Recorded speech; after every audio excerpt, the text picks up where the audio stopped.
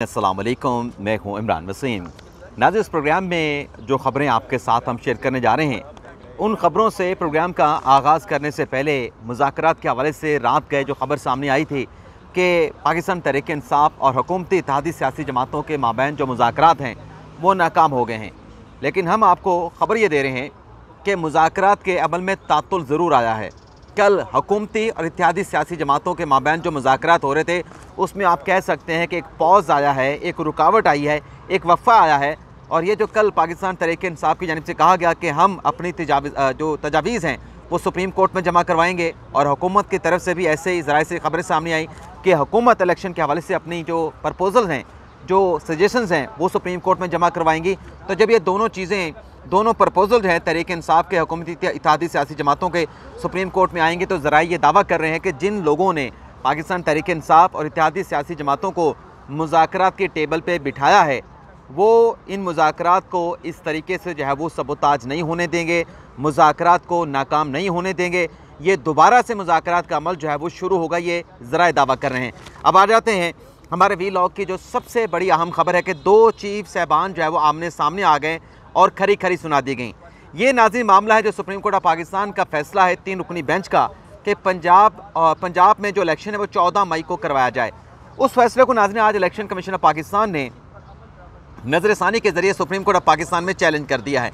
अब इस नज़रसानी की दरख्वास्त जो कि 13 सफ़ात पर मुश्तमिल है इलेक्शन कमीशन की, इसमें सुप्रीम कोर्ट ऑफ पाकिस्तान के चीफ जस्टिस उमरता बंदियाल साहब को, जस्टिस इजाज़ुल एहसन साहब को और जस्टिस मुनीब अख्तर साहब को किस तरीके से इलेक्शन कमीशन ने आइन और कानून का सबक जो है पढ़ाया है, ये सारी चीज़ें इस नज़रसानी की दरख्वास्त की जो मंदरजात हैं मैं आपके साथ शेयर करने जा रहा हूँ। आप खुद फैसला कीजिएगा कि कितनी सख्त अल्फाज जो है इस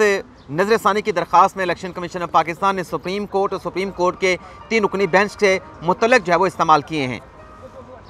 माफ़ी चाहता हूँ नाज़रीन, मुझे वीडियो चंद सेकंड के लिए रोकना पड़ी। एक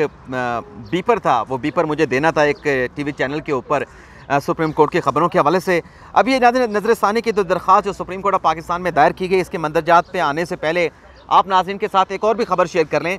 कि ये नज़रसानी की दरख्वास्त है सुप्रीम कोर्ट ऑफ पाकिस्तान में इलेक्शन कमीशन ऑफ पाकिस्तान की। इसमें वजारत ख़जाना ने, वजारत दाखिला ने और वजारत दिफा की जानिब से कोई नज़रसानी की दरख्वास्त सुप्रीम कोर्ट के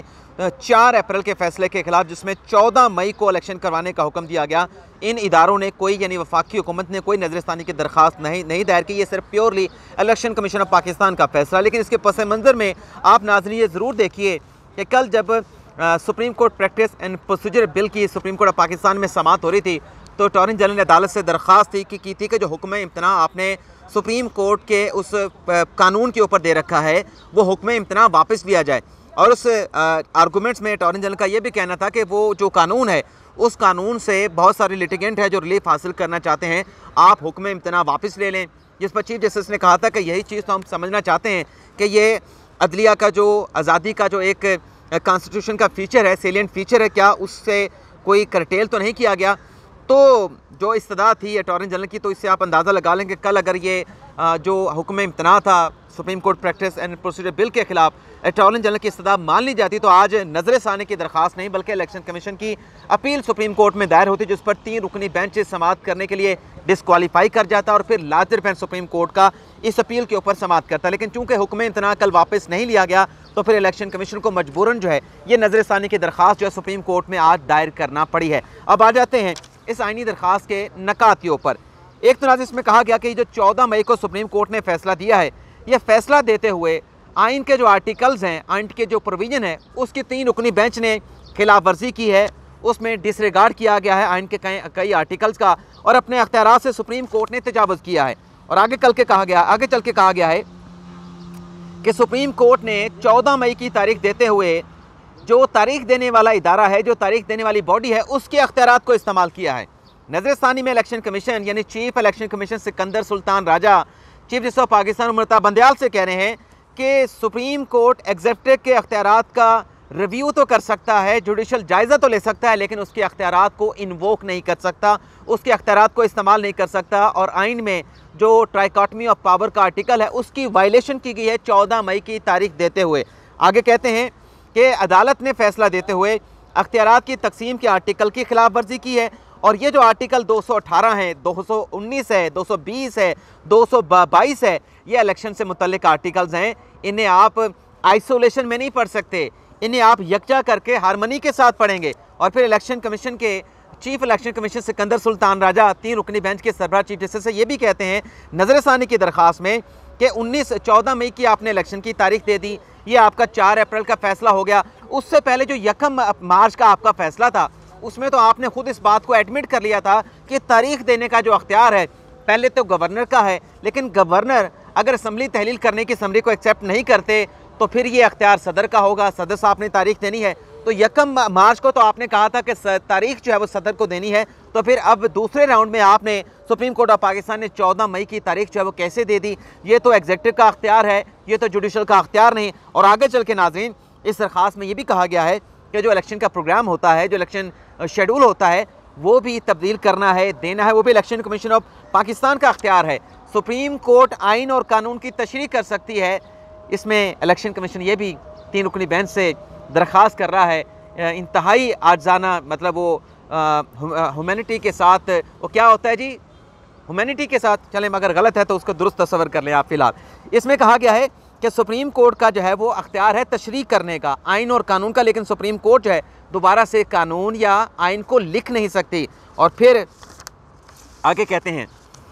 कि इलेक्शन कमीशन जो है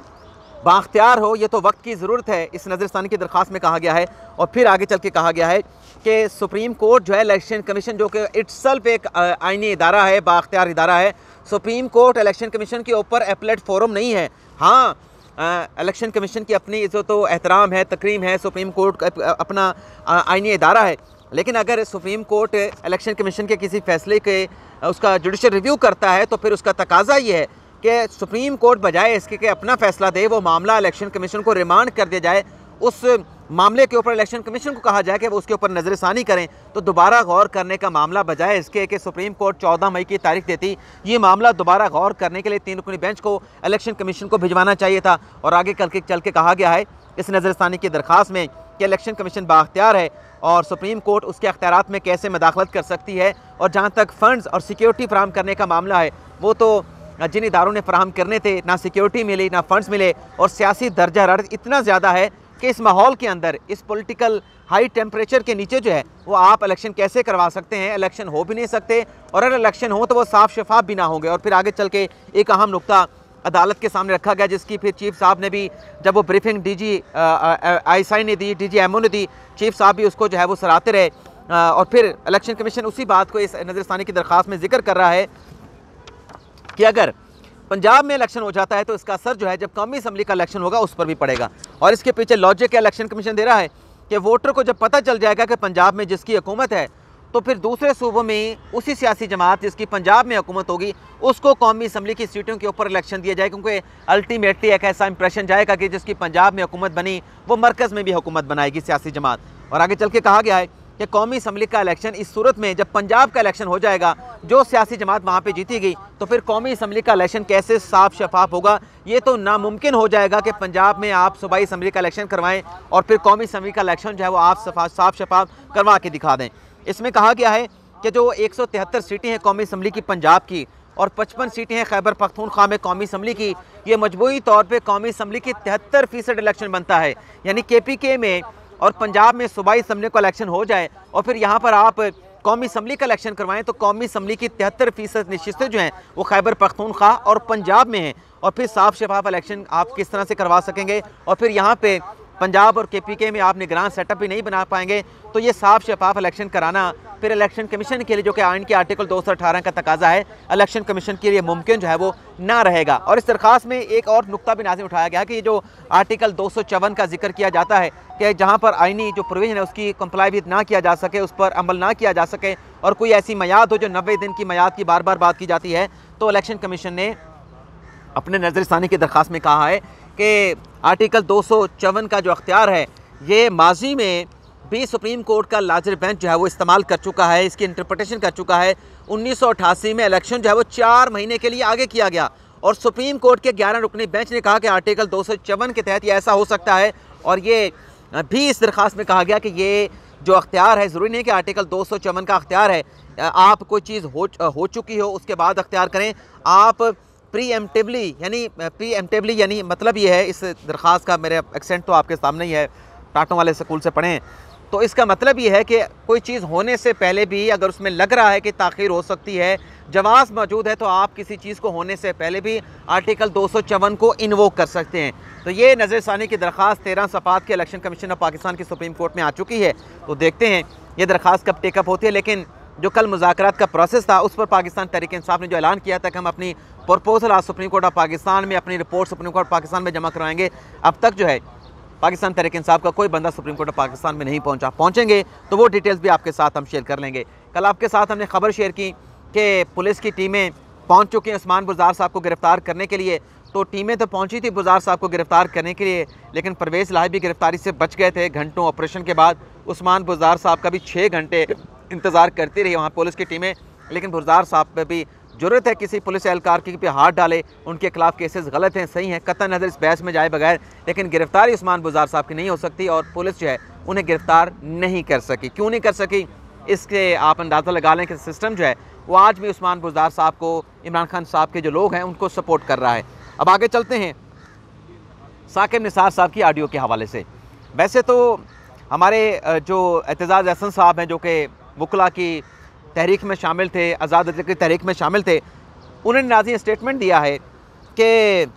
जो अपने जनाब ये जज साहबान, इनके 50 ऐसे रिश्तेदार हैं जिनके फ़ोन जो है वो टेप किए जा रहे हैं। अब कमेटी तो हुकूमत ने एक बना दी है। जो साकिब निसार साहब की ऑडियो सामने आई है उनके बेटे की, नजम साकिब साहब की, ये कमेटी पार्लिमानी अरकान कौमी असम्बली पर मुश्तमिल है, जिसमें असलम भूतानी साहब इसके सरबराह हैं, शाहिदा अख्तर साहबा शामिल हैं, मोहम्मद अबू बकर साहब शामिल हैं, बरजीज़ ताहिर साहब शामिल हैं, शेख रुहेल असगर शामिल हैं, सैयद